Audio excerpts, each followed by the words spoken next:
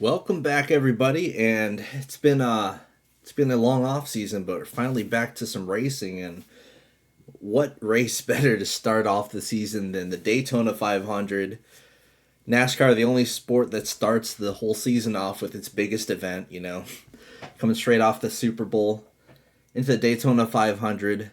Pretty nice to keep the momentum going in the fantasy sports realm, but here we are, the Daytona 500, the big one, the big show.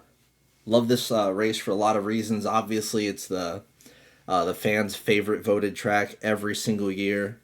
You got a lot of unique strategies that you have to use, and there's a lot of casuals in these contests. So, good way to start off the season.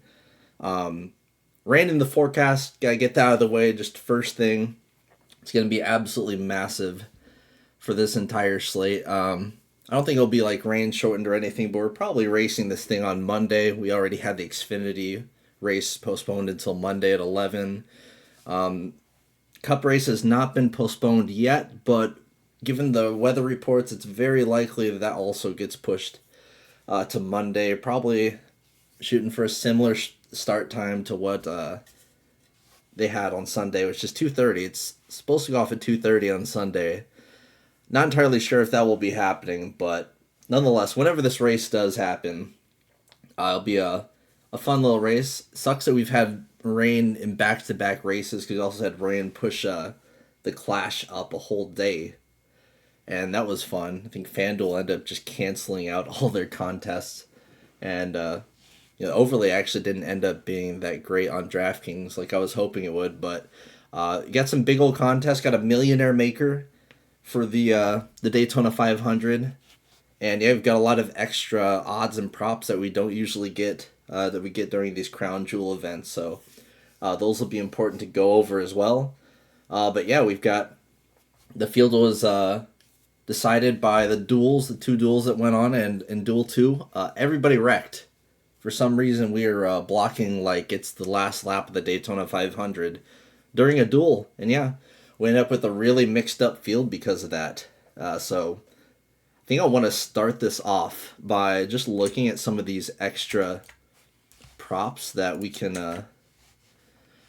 just look at Bovada for right now. So I mean, a lot of the times we get like winning team, manufacturer, whatnot. So yeah, winning teams looking like JGR favorite right now. We saw in those duels that Toyotas look fast, and the main problem with Toyotas is that they're usually very outnumbered, but with Legacy Motorsports switching over to Toyota this season, Toyotas are back and they've got more numbers, and also Toyota and Ford have changed the aerodynamics of their front of their car, which matters huge at a drafting track like this. And honestly, looking at practice, looking at the duels, the Toyota seem like the fast ones out there. I think Ford is still favored to win, with having guys like Blaney, Keselowski, Buescher, all those in the Ford camp. But honestly, it's Chevy that's lacking behind everyone.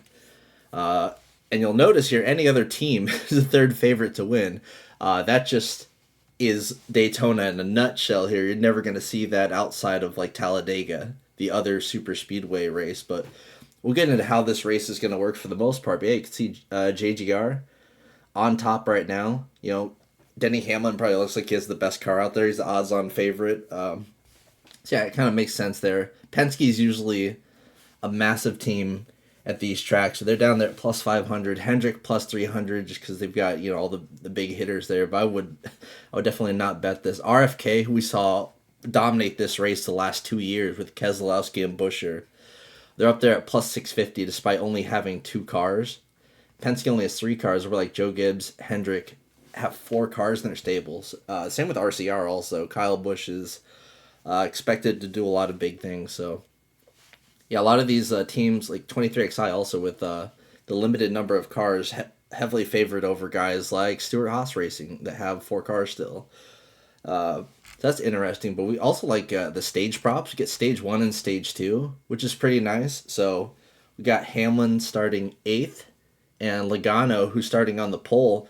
They're tied as the favorites right now to win stage 1. So you can really see that Denny Hamlin certainly has to be like the favorite here because he's starting in 8th. But we all know that starting position can oftentimes be a bit irrelevant at these races, and we'll go into more detail in that as we look forward. But just again, looking at these odds just to kind of set the stage on what to expect here.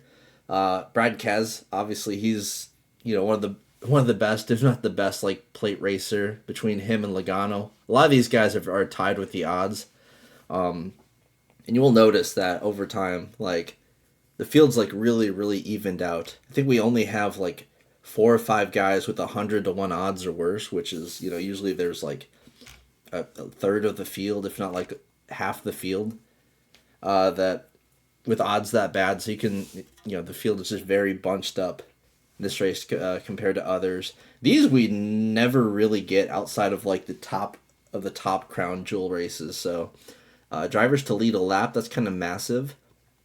Really favoring Michael McDowell here.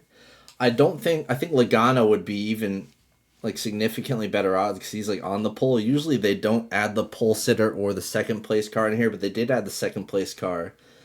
This time Michael McDowell. The third favorite to lead a lap would be Denny Hamlin. I mean, just more love from Denny Hamlin. I mean, Chase Elliott started up towards the front. Blaney's starting back in the 30s, but he's still up there for the favorites to lead a lap, and it goes to show how starting position can oftentimes be irrelevant as far as when it comes to like leading laps and stuff, because the field gets shaken up so much. Not even just because of the crashes. I mean, you can work your way to the front just by getting a good run, a good draft with some guys pretty quickly. You can also go from the front all the way to the very back by just falling out of the draft. So we'll see constant shakeup in this field, and that kind of determines the whole strategy.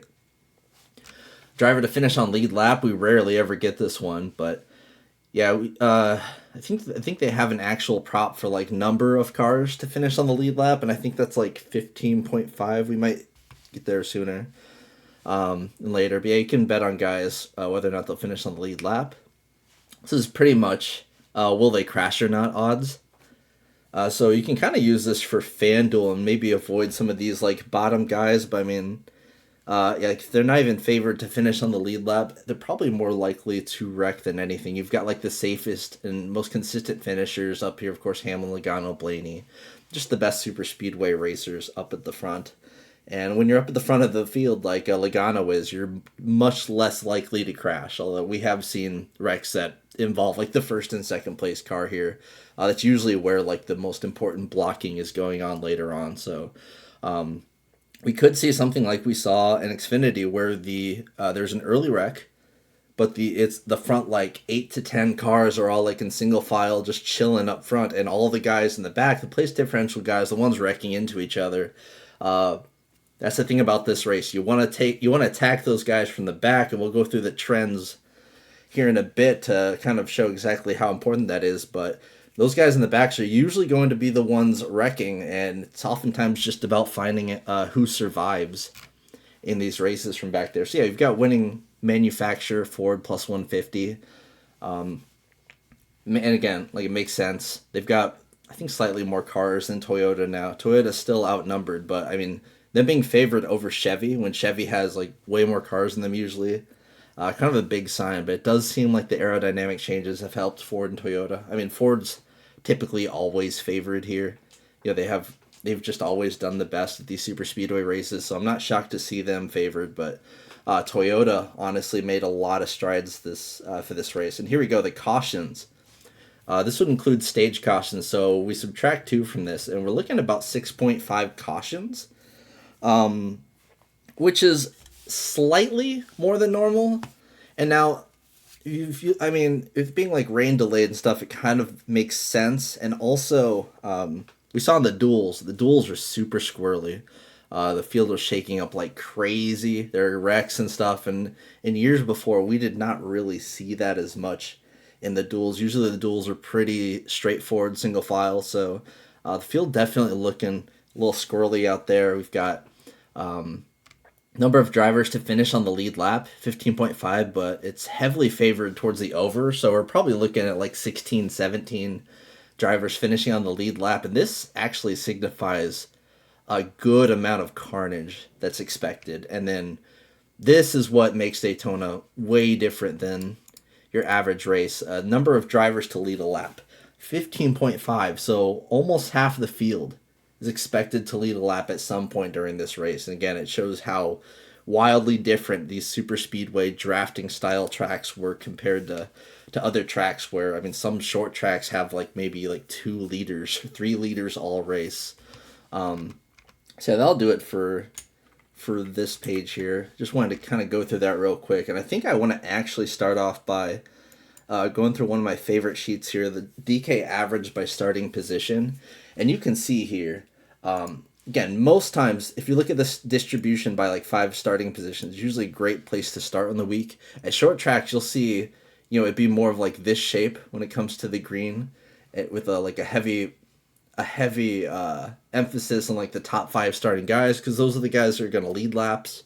Of course, you get a quarter of a point for leading a lap. You get 0.45 points for doing fast laps. And the thing about this style of race specifically at Daytona is the leaders do not get fast laps. You'll notice fast laps, the lowest average of fast laps go to the guys starting in the front. And usually, your worst of the worst cars are back here. They usually don't get like the most. It's really going to be like this kind of range in here. But it's pretty much always going to be who's at the very back of the longest line. That's who's getting the fast laps. And they're oftentimes very randomly distributed. So with that being said, the dominator points, the lead lap points are almost like somewhat eviscerated. We've seen like someone like Ricky Stenhouse Jr. Years ago. He started in first, led like a good amount of laps, won the race, and was not optimal. It's really hard to outscore these guys right here with the place differential. The place differential just matters so much. So you see guys starting in the top 10, they are optimal like 5% of the time. Really just the top 20. Significantly less likely to be optimal than the guys in the back who are hitting optimal at almost like a 30% clip, which is crazy. Usually, I mean, you might get 1 or 2 guys from the rear at a normal race that end up getting enough place differential to matter, but like usually you need one of these guys that are racking up all the down points, but it's just not the case here.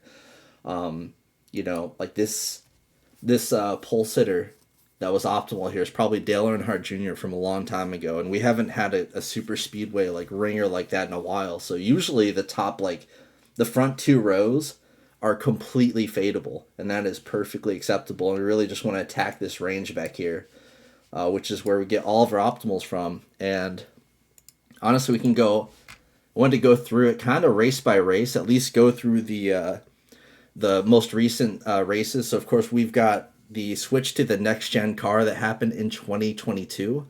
So the last 4 races here are in this exact car that we'll be running, and just going to be looking at the optimals here, just who scored the most. And last year the top score was 37th, 31st, and 39th. Those are the top scores. Again, Chastain led 19, Harvick led 14. That was pretty much it. You had Briscoe lead 67 laps off the pole. Was one of the worst scorers because he wrecked.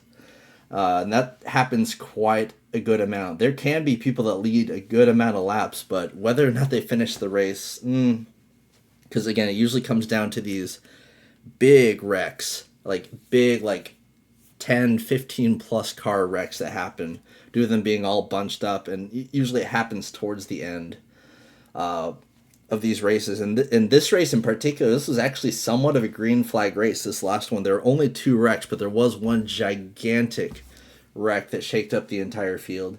And we ended up with an optimal where it shows that there are 7 guys in the top 6 because these 2 tied.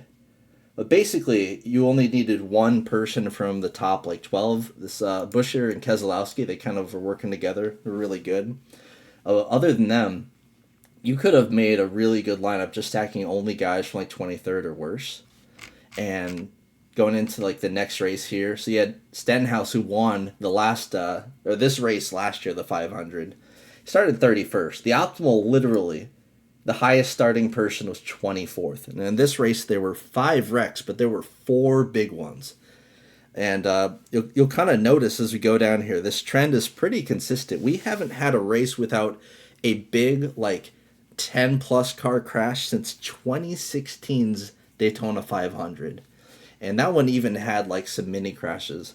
If you go all the way back to if you go back through the last generation of cars started in 2013, we've had at least one like 5 car wreck, at least one if not multiple in every single race, like without exception. Sometimes at Talladega we'll have like green flag races, and it's come during like certain packages or whatever. But at Daytona, you're pretty much guaranteed the wreck. So again, just stacking guys from the back can be real. Like Travis Pastrana in his only ever NASCAR starting dead last, managed to be optimal and was the second highest scoring play on the slate, only behind the guy that started in the rear and won the race. So again, sticking with that trend of just stacking the back. Once again, 2022 fall race, same thing. You had 5 out of 6 guys in the optimal starting 33rd or worse. Again, these casuals, I mean, granted, people are getting a lot smarter now, of course, but like, a lot of people are going to want to spend like their entire salary. Just look at these guys.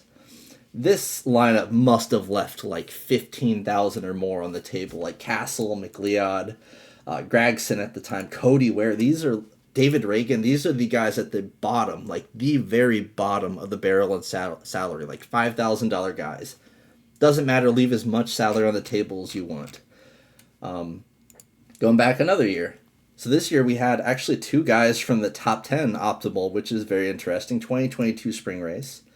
I forgot to mention that in this race here, we had, again, the same as the 2023 500, we had 5 wrecks, but 4 big wrecks. 4 of them.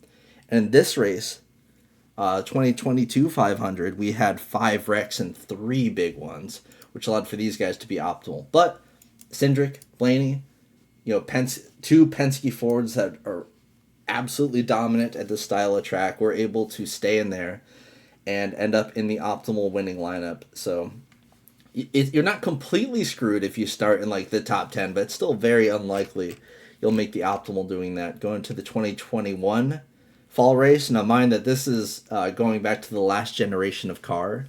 Just going to kind of run through some of these real quick just to get more of a look. Again, most of the people in the optimal, like McLeod was 1 point shy of like Buescher there. Buescher, again, another really fast like Ford, but for the most part, like everyone's starting 20th or back. That one also had 5 wrecks, 3 big wrecks. This 2021 race had 5 wrecks and 2 big ones. And this one we saw again. We saw Chase Elliott starting 12th and McDowell starting 17th. Again, 2 good super speedway racers. They're able to get the optimal from the top 20. But other than that, just guys from the back. 2020, the fall race, we had Byron and Hamlin starting in the top 10, making the optimal together. So that's twice we've seen 2 guys out of the top 10 make the optimal. So it's not entirely locked in that you do like an at most 1 of the top 10, but it's still probably going to be really safe to run lineups like that. Again, this one had 3 wrecks and 2 big ones. And we'll go to 2020. This race had 6 wrecks, 2 big ones, and yeah, the optimal lineup had everyone starting 21st or worst, and it just happened that the major dominator here started 21st. So that's the trends for this track, of course. Just looking at guys that are specifically good at the super speedways. Blaney, Logano, Cindric. What do these 3 cars have in common? They're all Penske Fords. Penske historically has been the absolute best at super speedways. Right now, it's pretty safe to say that Ryan Blaney, the best super speedway driver there is, period. And then below that, Keselowski, Buescher, Almirola, all of these guys, Fords. So Fords have historically absolutely crushed here. Like Cindric, usually like bad. He's bad at pretty much everything except for road courses. He's a lot better at them usually, but he's had some rough finishes. But like super speedways is his bread and butter. So yeah, these Fords absolutely crushing. But yeah, behind that you're going to see like some Toyotas, and honestly Chevys struggle significantly compared to how they usually do. So like Byron, for example, minus 17% for Byron. Hamlin, yeah, not as good here. He's amazing at every other type of track.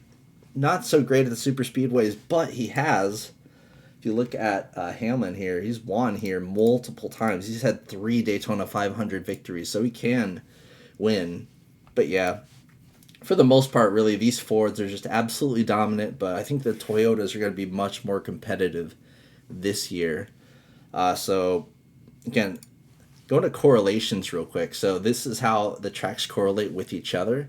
If you look at Daytona, just look at the total number. It's like the overall correlation between track to track. Like, these intermediate and shorter tracks will have a higher correlation with people. Obviously, like Bristol Dirt's gonna be super low, but if you look at the super speedways, Daytona and Talladega. Talladega at the absolute lowest, but Daytona also just pretty low overall in correlation. There's no single track that like correlates well with it. Not even like Talladega, honestly. So, yeah, it's really rough for. You don't just want to use like general overall form, because usually like if you're looking at a standard track, like these guys at the top are all going to have significantly good track history. But just look through that track history. Just everyone can wreck, especially these like top tier drivers. So I mean, there's no one that's been able to like avoid wrecks until you get all the way down to like LaJoy, who's just very lucky, I guess. Or I guess Bubba is also pretty good at just avoiding wrecks here for the most part. But no one is safe. There's no one that's like a lock button, because anyone can get caught up in these wrecks. These 10, 15, 20 car wrecks are usually only the fault of like 1 or 2 people. So there's a lot of innocent victims in a race like this. So as a result, I tend to like obviously place differential you're gonna like, but also kind of like just fading chalk, because there's really not anyone like super safe. Now, granted, chalk on this slate is unfortunately going to be just amazing like place differential type plays, but I mean, kind of is what it is. So going through this slate here, just looking at the top, I've talked a bit about like Hamlin. Starting 8th was by far the fastest in like practice, the duels.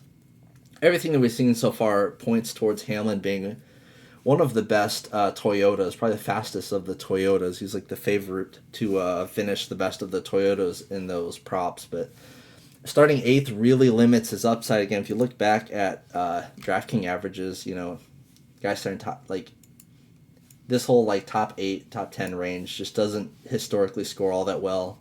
And there's like a 5% chance of being optimal. So we're going to want to fade Hamlin, even though he's in like a pretty good spot overall. I mean, I think his best finish in the next gen car is like 17th, just because getting into a lot of wrecks. Blaney and Busch, this is going to be the absolute mega chalk for multiple reasons. First off, these were like some of the absolute favorites coming in. Like Blaney, obviously, if you look, he crushes. Talladega specifically is amazing at, but also pretty damn good at Daytona. That and the fact that he's got this Penske Ford, which we know has been historically dominant at these types of tracks. So Blaney starting 32nd, that's like a very obvious, like super strong play. Him starting back in the 30s, just because of, the wrecks and the duels. And, him being on a top team, you're not worried about him going to a backup. In fact, he said his backup car is perfectly fine. He wasn't even going to take laps in that second practice that ended up getting canceled. Very confident in his car, so like he's going to be chalk for very obvious reasons. And then Kyle Busch actually has had a ton of hype going into this week. Like he has better odds than Ryan Blaney.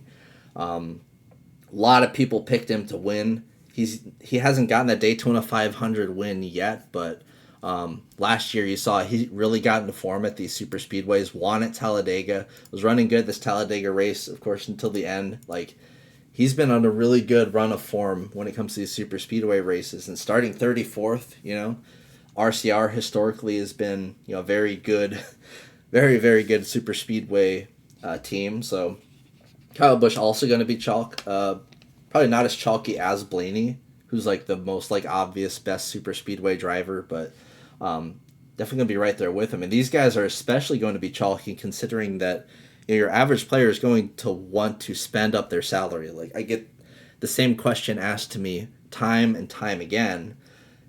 How much salary should I leave on the table? And the answer is unlimited. You saw there was that optimal of like guys that was just all 5K guys for the most part. Like that is perfectly fine in a race like this.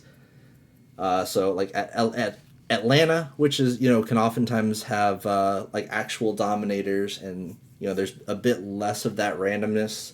Sure, you'll want to spend a little bit more of your salary there, but Daytona is the one track where no, you can just absolutely stack the back of the field and it's fine. But with the Kyle and Ryan Blaney being very chalky, you want to fade the chalk naturally because these guys are going to be very highly owned and have just as good of a chance as wrecking as anybody, especially starting towards the rear.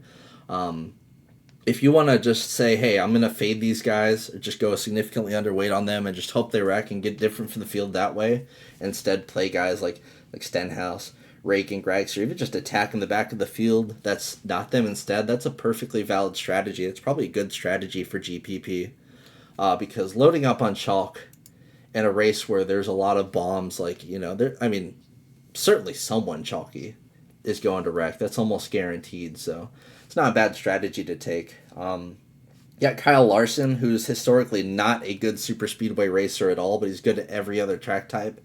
Starting 17th, there's not a whole lot to like there, especially with the Chevys somewhat struggling. Especially Hendrick. Only Elliott has really looked good in the Hendrick camp, and he's starting 5th, which pretty much takes him out of my player pool entirely.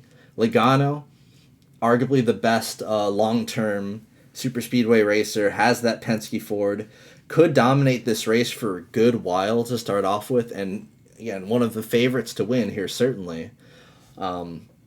Starting first, though, again, we've seen, let's just go through here, right? And let's sort it like this, and then we're going to only take the guys starting first. Oh, well, that's finishing first. Obviously, guys that finish first do pretty well. Let's look at guys that start first. You see, only Dale Earnhardt Jr. has really been able to put up a score worth a damn, and Dale Earnhardt Jr. was just spectacular, out of this world at the super speedway track. So, we don't have a Dale Earnhardt Jr. in this series. We just don't. And the only other somewhat decent score that we've had is Alex Bowman last year in the 500. He survived, finished 12th, led 12 laps, was not optimal. Wasn't even close to optimal, really. I think if we go back to how we had it, you can look.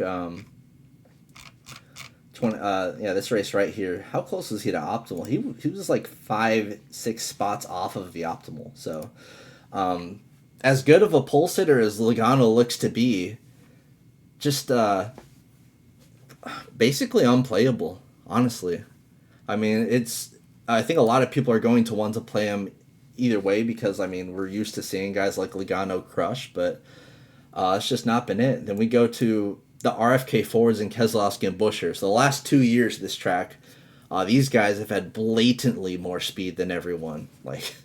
I think in this race right here, the 2021 or 2022 Daytona 500, they finished 9th and 16th, but they absolutely fucking crushed. You can see Keselowski averages 37.9 lead laps in the next gen car, just so much more than anyone else. And his numbers are comparable to Hamlin over the long term, or guys like Jimmy Johnson. Of course, that's from way back here. We'll get to him, but Keselowski and Buescher, looking at the duels, they didn't seem to have that much speed compared to how they've been overall. But you can see when they're not wrecking, especially Buescher or especially Buescher lately, he's been absolutely crushing. But yeah, Keselowski also see these are going to be some guys that are really, really going to factor in. Of course, Ford being the best team. Also, I forgot to mention, practice basically useless at this kind of track. So I would almost ignore this entirely because it's all just noise. They're all just drafting with each other. So I'm not really too focused on these practice times. But yeah, Keselowski starting 16th, Buescher starting 19th, entirely playable. I have no problem playing these guys. Buescher, I like a good amount starting middle of the field, and with how good he's been, I'm gonna have some exposure to these guys for sure. Byron, again, Hendrick Chevy is not big on. He has won here in the past, and actually his last 4 super speedway races were pretty good. So he's somewhat playable starting 18th. I'm not personally huge on the Hendrick Chevys. I'm pretty much avoiding them across the board, but if I had to play one, it probably would just be William Byron. He's the only one that seems playable to me because the other ones are starting just so far up front, and Larson's just so bad at these super speedways. William Byron, or not William Byron, Bubba Wallace is a very interesting one because I mean he's much better at Talladega, but like at Daytona he's just like the best at avoiding wrecks. Like he's finished top 20 in what is that 12 out of 13 races he's finished in the top 20. Very consistent, good finisher. And he's starting back in 24th. So I'm liking these Toyotas, right? And a lot of the Toyotas ended up qualifying pretty well as a result of like their speed in the duels and whatnot. But Bubba Wallace starts back in 24th. He's got some of the best place differential of any of these Toyotas. So obviously going to be a big fan of Bubba Wallace this week. Would not mind taking him at all. Christopher Bell, I could see him actually like, factoring in this race a lot, but starting fourth, I mean, we've kind of been over it, Starting fourth, there's just no. The top 5 guys are just like the absolute worst plays you can make, and I'm just going to keep avoiding them, honestly. Martin Truex Jr. starting 27th. He's historically not really been a great plate racer at all. Oftentimes he just goes to the back and rides because he knows it's probably just best for him to just avoid wrecks because, Toyotas haven't had very many friends out there. But he looked fantastic in his duel. Absolutely fantastic. And now that the Toyotas actually have numbers, I could definitely see Martin Truex Jr. actually like racing pretty hard in this race. Starting 27th, I like him also. I think I slightly prefer Bubba just for the super speedway acumen, but I have no problem playing Martin Truex Jr. here. Ross Chastain, he had a lot of bad luck last year, but he really has like performed well in super speedway races, be it in Xfinity or in the Cup Series. Like 2022, he had a phenomenal season, was constantly factoring in and dominating and leading laps and being up there. So Chastain's fine at starting 21st. He's a very mid-okay play. Starting in the middle, has a middling ownership projection, just kind of a whatever play that you're going to kind of sprinkle throughout there. Ricky Stenhouse Jr., winner of this race last year. You can see it's kind of checkers or wreckers. If you look through this track history, it's like the definition of checkers or wreckers because he's a very, very hyper-aggressive driver. Yeah, he's gotten like 3 wins at super speedways now at this point. And yeah, you have the 2 at Daytona, also have the win at Talladega. I think he also got that one in 2017. Starting back in 35th, he's going to be a massive GPP play. Probably cash game play too, honestly, just based on where you're starting. Is he likely to wreck? Yeah, absolutely. But the upside is just tremendous because you even saw in the duel, like, he pushes forwards. That's just what he does. He is not happy staying in the back of the field. He loves to get up to the front. He likes to lead laps here. Honestly, yeah, it's a really good spot for Stenhouse. He is probably also going to be chalky. I would imagine he's the 3rd chalkiest option behind Blaney and Busch, and I don't think it's close. Like, look at these projections. I think the next closest is like Truex. So yeah, it's pretty obvious. I think that he's going to be the 3rd, maybe even the 2nd highest owned guy, but these 3 are certainly the chalk. You've got to figure. Tyler Reddick starting 3rd. That's pretty much an instant no. He's had a couple of good finishes here, but for the most part, you can see just a good history of just wrecking out and not factoring in much here. Do like the Toyotas, and I thought he did look good in his duel, but starting 3rd, that's just historically almost never got the job done. Jimmy Johnson had to race his way in the duel, and he actually pushed towards the front and was surprisingly like really good in his duel race. Ended up, getting shuffled back there because of some tomfuckery, just how it goes. But yeah, starting 23rd in the new Legacy team. So Legacy switching to Toyota. I guess it kind of makes him a little bit interesting. Of course, last year, if you look at his results from last year, Jimmy Johnson didn't finish a race. Dude actually wrecked out of all 3 of the races he started and just looked awful, looked completely rusty.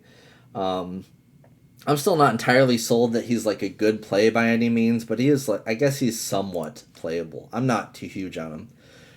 One guy that I am huge on, and it may come back to bite me because Daytona actually hasn't been like his best track outside of his win here back in 2018, but Eric Jones has been a monster at super speedways. consistently since the switch to next gen car. Even these races like this one and the most recent one at Talladega, he was up front constantly but got wrecked out. And you can see like many top 10 runs. And in the duel, the first duel, he instantly ran to he just walked right to the front, took the lead, led laps.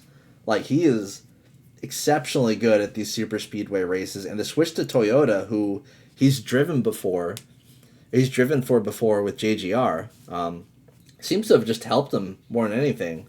Because Legacy was a struggling team last year, but even despite the struggles, he managed to get like a win and overperform at tons of different types of tracks. So if there's anyone starting in the top like dozen of the field that I like, it's going to be Eric Jones. I've been playing the crap out of Eric Jones at super speedways, and I'm going to keep doing it despite where he's starting. So this would be my one guy from the front that I actually play some of, because I really do believe in his ability to move forward and stay in the front and hopefully have a really good finish.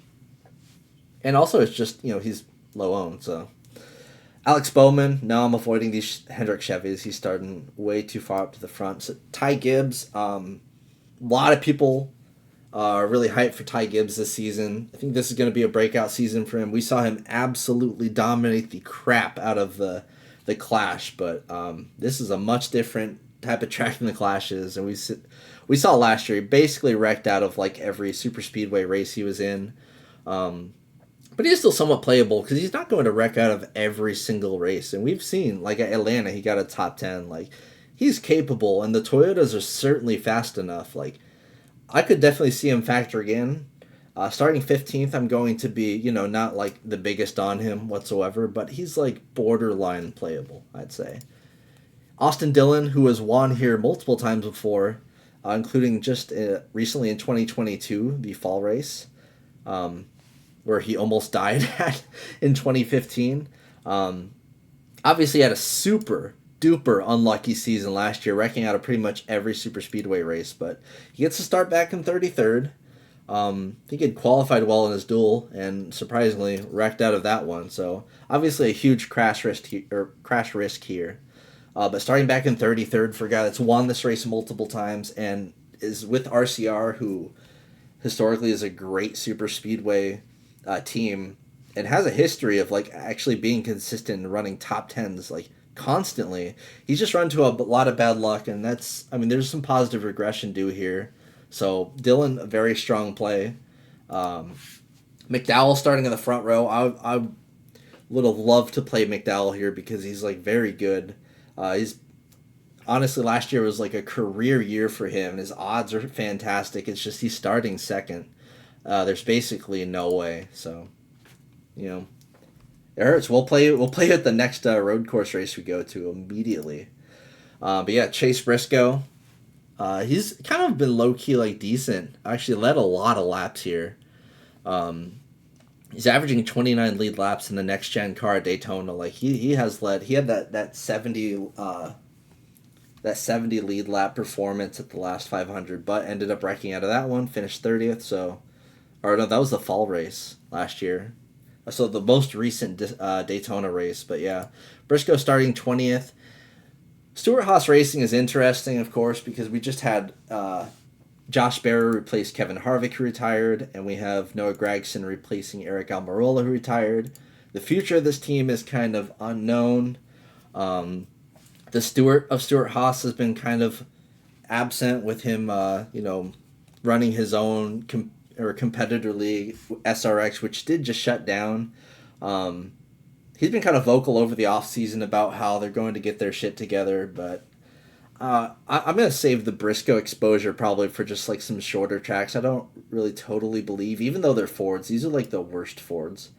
But as for the best Fords, Penske Ford, Cindric, Cindric is pretty ass, but super speedways, he has been phenomenal.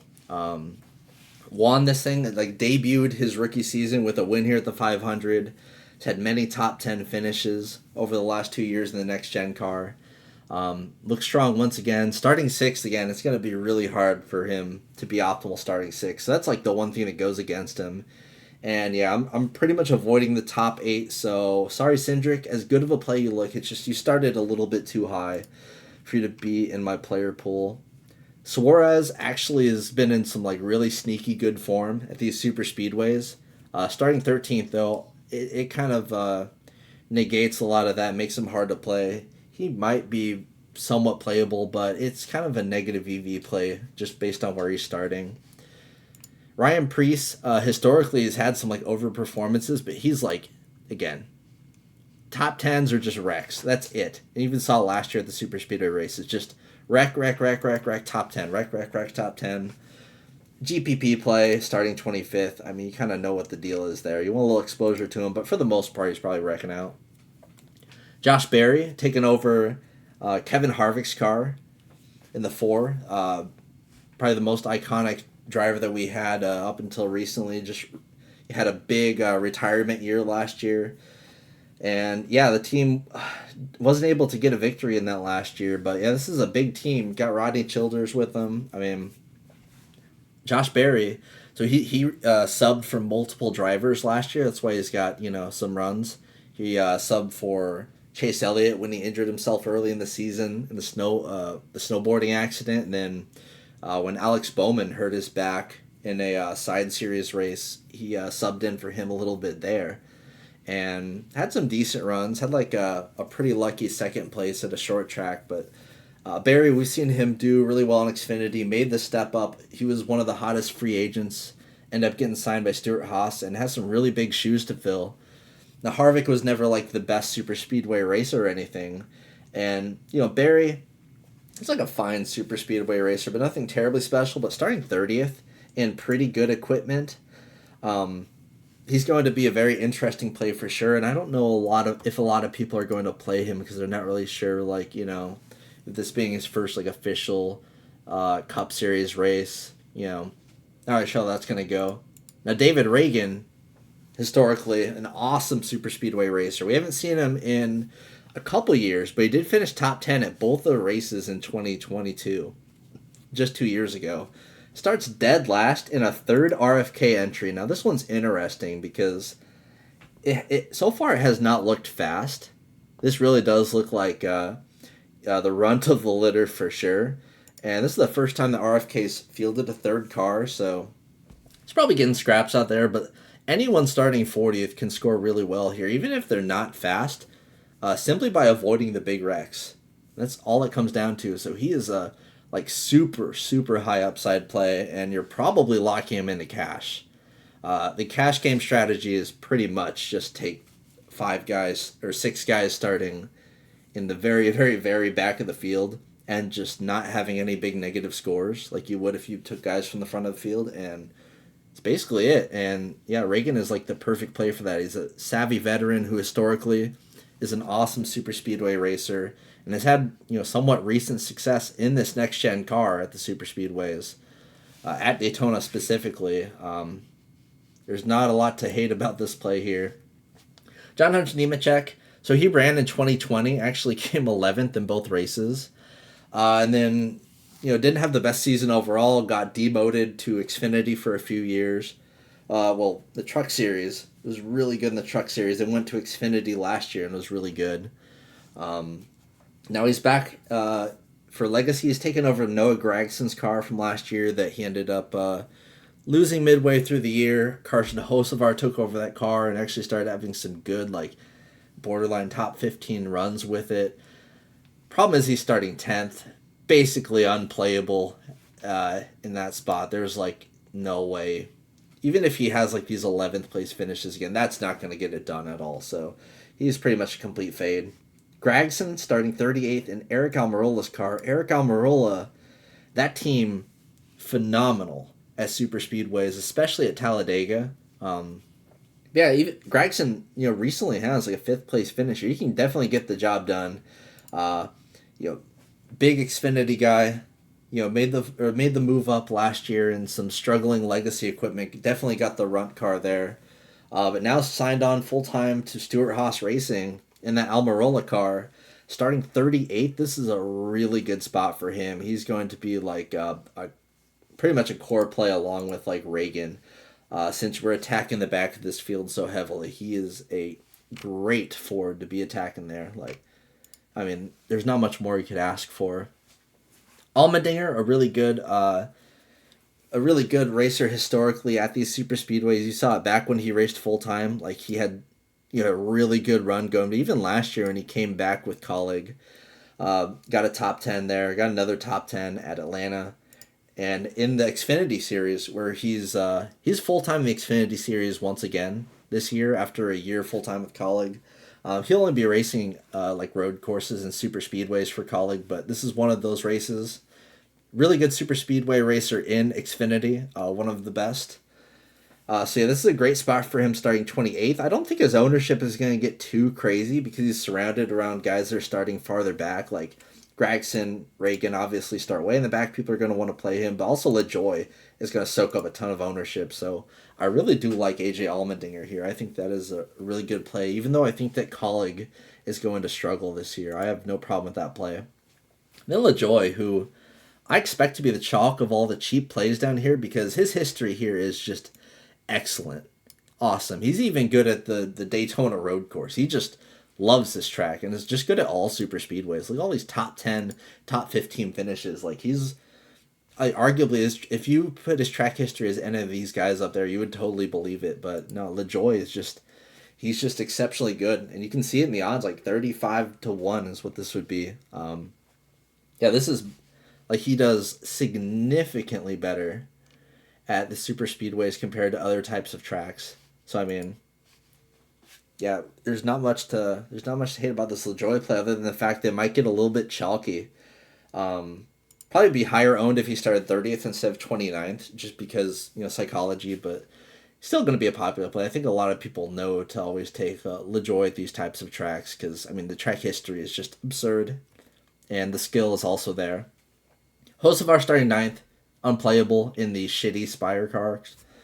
Spire has 3 entries now, 7 obviously being the best one. Hocevar, I don't really know what to expect out of this, but starting 10th, we can pretty much safely write him off.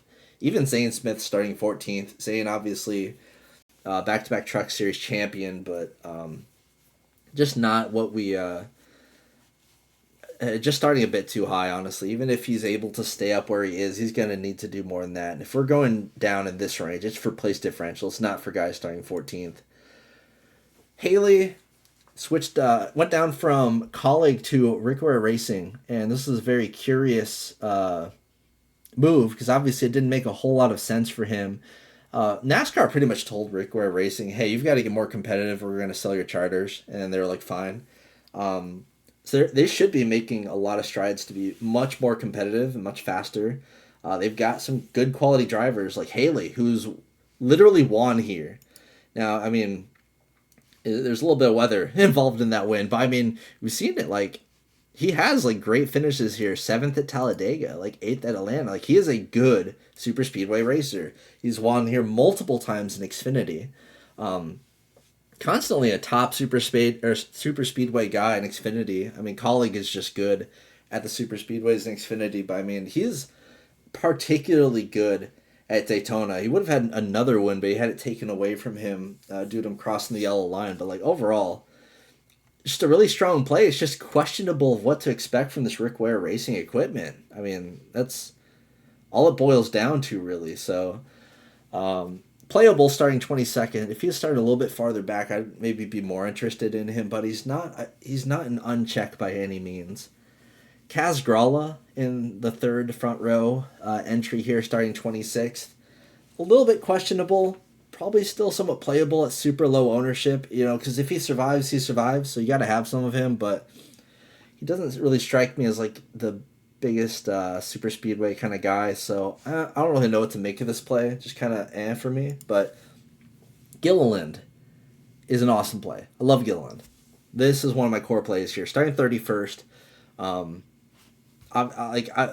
So I go to the Talladega races, right? He was the most visually impressive driver I saw. Him and someone that we'll talk about here in a bit. But like you can see, the form has been awesome for him at every track except for Daytona. This is kind of the issue I'm running into here.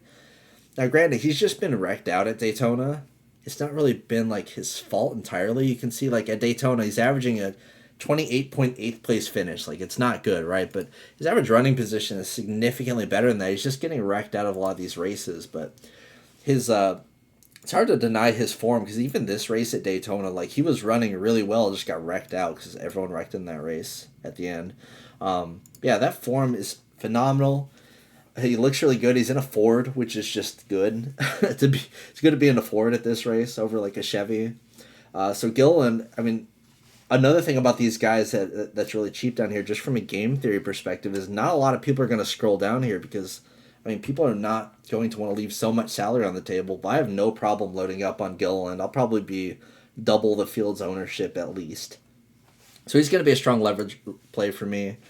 Burton, as you can see, his best finish last year at this track type was 26th.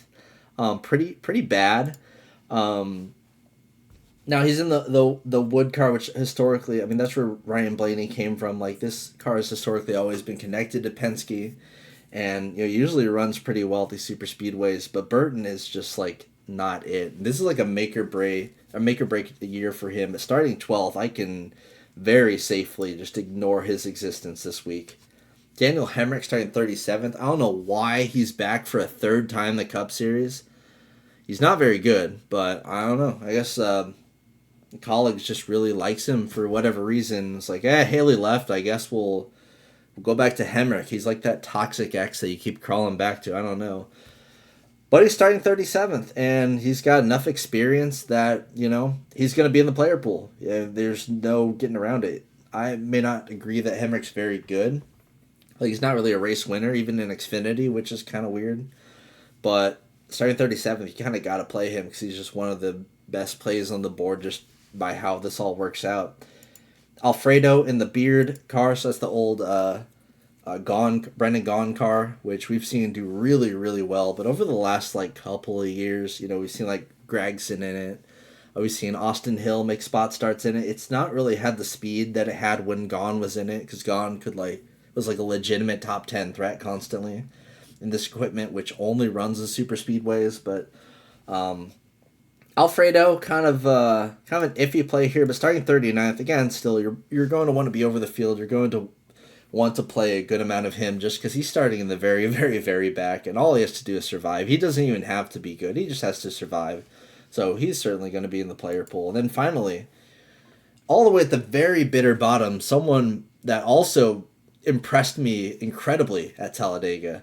Dude was running top 5 constantly in this race. I was amazed by him, and he had the top 10 finish at Daytona as well, and also the second Daytona race, which he wrecked out in. He was running well in that one too. Let's be real here. He's had some really, really good runs, or just good finishes, if anything. Like Riley Herbst, and that, I mean, again, the Rick Ware equipment, we don't really know what to expect out of it, but so far he seemed fine. He looked good in the duel. I'm really liking this play because I don't think anyone's going to really play him. He's starting 36th.